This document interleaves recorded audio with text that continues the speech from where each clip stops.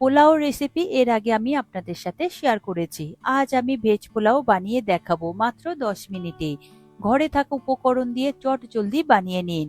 কুকারে কিভাবে পোলাও বানাবেন আর ঝরঝরে হবে তার টিপস আমি এই ভিডিওতে শেয়ার করেছি।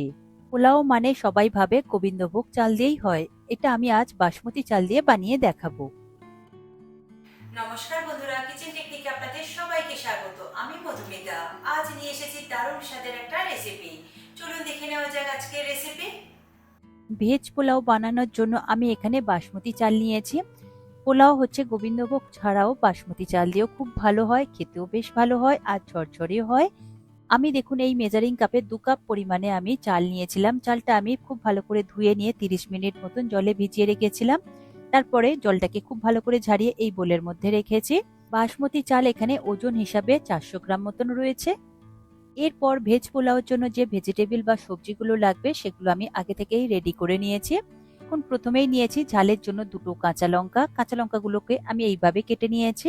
এরপর নিয়েছি একটা মিডিয়াম সাইজের পেঁয়াজ। পেঁয়াজটাকে আমি এইরকম সরু সরু করে কেটে নিয়েছি। এরপর নিয়েছি অর্ধেক ক্যাপসিকাম। ক্যাপসিকামগুলো আমি এরকম কিউব আকারে কেটে নিয়েছি। আমি এখানে এক রকমের ক্যাপসিকাম বা বেল পেপার ব্যবহার করেছি। আপনারা চাইলে লাল কিংবা হলুদ রঙের বেল পেপারটাও ব্যবহার করতে পারেন। এরপর নিয়েছি একটা মিডিয়াম সাইজের আলু। আলুগুলো দেখুন এইরকম কিউব আকারে কেটে নিয়েছি, ঠিক যেমন ঘুগনির আলু আপনারা কাটেন ঠিক সেই রকমই কেটে নেবেন। আর নিয়েছি এখানে অর্ধেক গাজর। গাজরটাকেও একই রকম ভাবে কিউব আকারে কেটে নিয়েছি। আর সমস্ত ভেজিটেবল কিন্তু খুব বড় সাইজের করবেন না, একটু ছোট সাইজেরই করবেন। সঙ্গে নিয়েছি 1 চা চামচ আদা আর 1 চা চামচ রসুন বাটা। আমি এই ভেজিটেবল বা সবজিগুলো ব্যবহার করেছি, আমার হাতের কাছে এগুলো ছিল। আপনাদের কাছে যদি বিনস, কড়াইশুঁটি বা ফুলকপি যদি থাকে তাহলে সেটাও ব্যবহার করতে পারেন। আপনারা নিজেদের পছন্দ মতন ভেজিটেবল ব্যবহার করতে পারেন। সমস্ত ভেজিটেবল আমি রেডি করে নিয়েছি, এগুলোকে এবার আমি সরিয়ে রাখবো। এরপর একটা গোটা মশলা আমি একটা প্লেটের মধ্যে রেডি করে নিয়েছি।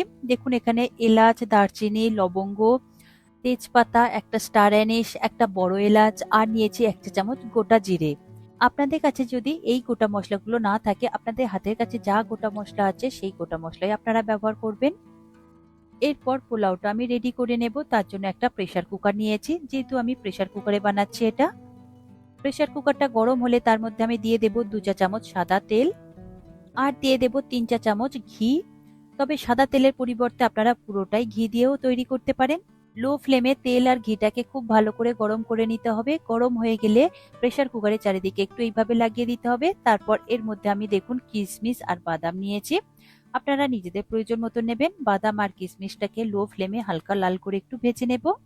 দেখুন কাজু বাদাম আর কিশমিশ আমার হালকা লাল করে ভাজা হয়ে গিয়েছে। কালো করে ভাজবেন না, একটু তিতো খেতে লাগে। কাজু বাদাম কিশমিশ আমি সরিয়ে রাখলাম। ওই ঘিয়ের মধ্যে এবার দিয়ে দেবো ওই গোটা মশলাটা, যে গোটা মশলাটা আগে থেকে আমি রেডি করে রেখেছিলাম। লো ফ্লেমে মশলাটাকে খুব ভালো করে একটু নাড়াচাড়া করে ভেজে নিতে হবে, তবে কালো করে ভাজবেন না, পোড়া গন্ধ এসে যাবে। হালকা লাল করে যখন ভাজা হয়ে যাবে তখন ওর মধ্যে আমি দিয়ে দেব পেঁয়াজ। দেখুন পেঁয়াজটাকে দিয়ে গ্যাসের ফ্লেমটাকে হাইতে দিয়ে পেঁয়াজটাকে মাঝের মধ্যে নাড়াচাড়া করে হালকা লাল করে ভাজতে হবে, খুব বেশি লাল করে ভাজবার প্রয়োজন নেই।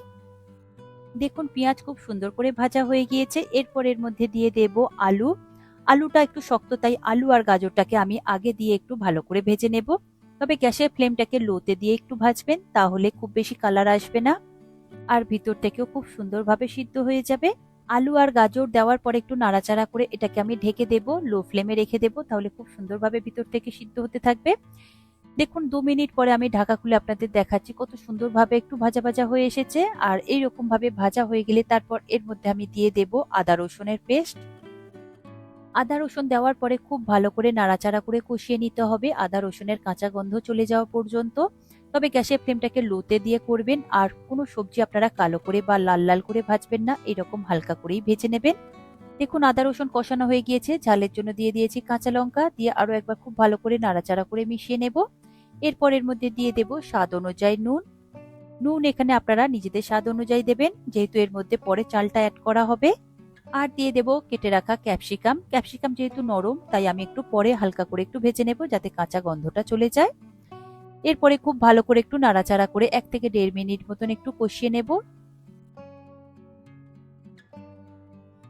দেখুন সমস্ত ভেজিটেবল খুব সুন্দর করে ভাজা হয়ে গিয়েছে, নরমও অনেকটা হয়ে গিয়েছে। দেখুন এই রকম করে ভেজে নেবেন। কোনো ভেজিটেবল কিন্তু খুব বেশি লাল করে বা কালো করে আমি ভাজিনি। ভাজা হয়ে গেলে এরপর এর মধ্যে দিয়ে দেব জল ঝরিয়ে রাখা বাসমতি চাল, আর দিয়ে দেব ভেজে রাখা কাজু বাদাম আর কিশমিশ। এরপর গ্যাসের ফ্লেমটাকে হাইতে করে এই চালটাকে 3 থেকে 4 মিনিট মতন ভেজে নিতে হবে। চালটা এইভাবে একটু ভেজে নিলে হাই ফ্লেমে ভাতটা খুব সুন্দর ঝরঝরে হয়, একটার সাথে আর একটা লেগে যায় না, স্টিকি ব্যাপারটা আর থাকে না। দেখুন চালটা আমার খুব সুন্দর করে ভাজা হয়ে গিয়েছে, এইরকম ভেজে নেবেন। ভাজার পরে দেখবেন একটু চালটা ট্রান্সপারেন্ট হয়ে যাবে। এরপরে এর মধ্যে আমি দিয়ে দেব জল। জল আপনারা ফুটন্ত গরম জলই ব্যবহার করবেন। এখন যে মেজারিং কাপ মেপে আমি চাল নিয়েছিলাম সেই মেজারিং কাপ মেপেই আমি জলটা নেব, তাহলে পারফেক্ট একদম মাপ হবে। আমি এই মেজারিং কাপে 2 কাপ মেপে চাল নিয়েছিলাম, তাই আমি এখানে 3 কাপ জল দিয়ে দেব। 1.5 গুণ জল সবসময় আপনারা ব্যবহার করবেন। 1 কাপ চাল নিলে 1.5 কাপ জল ব্যবহার করবেন। এই মেজারমেন্টে আপনারা চলবেন, দেখবেন পারফেক্ট হবে, ঝরঝরে হবে, একটার সাথে আরেকটা লেগেও যাবে না আর একদম জড়িয়েও যাবে না। আপনাদের কাছে যে বাটি থাকবে সেই বাটি মেপে চাল নেবেন 1 বাটি, আর তার 1.5 গুণ সবসময় জল নেবেন। এই মেজারমেন্টটা আপনারা সবসময় ফলো করবেন। জল দেওয়ার পরে খুব ভালো করে একটু মিশিয়ে নেব। এই সময় গ্যাসের ফ্লেমটাকে হাইতে রাখবেন। আর দেখুন আমি একটা জায়ফল নিয়েছি, জায়ফলটাকে অল্প করে একটু গ্রেট করে দেব, সুন্দর একটা ফ্লেভার আসবে। দেখুন অল্প করে আমি একটু গ্রেট করে দিয়েছি, তারপর খুব ভালো করে মিশিয়ে নিয়ে এটাকে আমি ঢেকে দেব। প্রেসার কুকারের ঢাকনা আটকে গ্যাসের ফ্লেমটাকে হাইতে রেখে একটা সিটি দিয়ে নেবেন। একটা সিটি পড়ে গেলে গ্যাসের ফ্লেমটাকে বন্ধ করে দেবেন, দিয়ে পুরো নর্মাল হতে দেবেন। প্রেসার কুকারে পুরো স্টিমটা নেমে গেলে তারপরেই এর ঢাকনাটা খুলবেন। দেখুন প্রেসার কুকারের একটা সিটি পড়ে গিয়েছে, তারপরে আমি কিছুক্ষণের জন্য নর্মাল হতে দিয়েছি। নর্মাল হয়ে গেলে তারপর দেখুন চামচ দিয়ে দেখছি একদমই আর স্টিমটা এর মধ্যে নেই। এরপর এটাকে আমি ঢাকা খুলে আপনাদের দেখাচ্ছি। আপনাদের যদি হাতে সময় থাকে আরো কিছুক্ষণ এইভাবে রেখে দেবেন, তাহলে দেখবেন প্রেসার কুকারের মধ্যে যে একটা গরম ভাব রয়েছে আর একটা স্টিকি ব্যাপারটা রয়েছে সেটা খুব সুন্দরভাবে একদম ড্রাই হয়ে যাবে, আরো বেশি ঝরঝরে হয়ে যাবে। আমি সাথে সাথে আপনাদের খুলে দেখিয়ে দিচ্ছি, যেহেতু এটা ভিডিও হচ্ছে। হাতে সময় থাকলে আপনারা ওইভাবে একটু রেখে দেবেন, দেখবেন একটু ড্রাই হয়ে যাবে। ঢাকনা খুলে রাখবেন, তাহলে খুব তাড়াতাড়ি হবে। দেখুন কত সুন্দর ঝরঝরে হয়েছে, একটাও ভাত কিন্তু ভেঙেও যায়নি আর লেগেও যায়নি কিংবা নরমও হয়ে যায়নি, একদম পারফেক্ট তৈরি হয়েছে। আর দেখুন প্রেসার কুকারের নিচেও দেখুন কত সুন্দরভাবে ঝরঝরে রয়েছে, কোনো রকম ভাবে বসেও যায়নি কিংবা জল জলও নেই। পোলাওটা কিন্তু একদম গরম গরম থাকলে এইরকম একটু স্টিকি থাকে। পোলাও যখন একটু ঠান্ডা হয়ে যায় খুব সুন্দর ঝরঝরে হয়ে যায়। সে কড়াইতে বানালেও একই রকম হয় আর প্রেসার কুকারে বানালেও একই রকম হয়। দেখুন এরপরে আমি একটা প্লেটের মধ্যে সার্ভ করে দেখাচ্ছি, কত সুন্দরভাবে ঝরঝরে হয়েছে। হালকা ঠান্ডা হয়ে যাওয়ার পরেই আমি আপনাদের দেখাচ্ছি। দেখুন সমস্ত ভেজিটেবল গুলো কত সুন্দরভাবে গোটা গোটা রয়েছে, তবে পারফেক্ট ভাবে একদম সিদ্ধ হয়েছে। চালটা কিন্তু একদমই কাঁচা নেই, দেখে মনে হতে পারে যে শক্ত রয়েছে, একদমই না। পোলাও চাল 100% পর্যন্ত সিদ্ধ হয় না, 90 to 95% পর্যন্ত সিদ্ধ করে নিতে হয়। 100% সিদ্ধ করলে কিন্তু খুব বেশি নরম হয়ে যায় আর একটার সাথে আর একটা লেগে যায়, তখন ঝরঝরে হয় না। দেখুন এটা আমি চিকেনের সাথে সার্ভ করেছি, দারুণ সুন্দর খেতে লাগে। দেখুন পোলাওটা কতটা ঝরঝরে হয়েছে, প্রতিটা ভেজিটেবল আলাদা রয়েছে আর রাইসগুলো কিন্তু একটার সাথে আর একটা লেগে নেই, একদম পারফেক্ট তৈরি হয়েছে। ঠান্ডা হলে আরো বেশি ঝরঝরে হয়ে যাবে, এটা এখনো গরম রয়েছে। দেখে নিশ্চয়ই বুঝতে পারছেন পোলাওটা বানানো কতটাই সহজ আর কতটা ঝটপট তৈরি হয়ে যায়। আপনারা এইভাবে প্রতিটা স্টেপ ফলো করে তৈরি করবেন, দেখবেন এইরকম পারফেক্ট তৈরি হবে আর খেতে কিন্তু অত্যন্ত সুস্বাদু হয়েছে। অবশ্যই এইভাবে একবার ট্রাই করুন। আশা করি আজকের এই রেসিপি আপনাদের ভালো লাগলো। ভালো লাগলে অবশ্যই এই রেসিপিটি একবার বানিয়ে দেখবেন। আমার মনে হয় আপনাদের সকলেরই ভীষণ ভালো লাগবে। ভালো লাগলে কমেন্ট করে অবশ্যই জানাবেন আর লাইক শেয়ার করবার অনুরোধ রইল। চ্যানেলটি যদি সাবস্ক্রাইব করা না থাকে তাহলে সাবস্ক্রাইব করে নেওয়ার অনুরোধ রইল।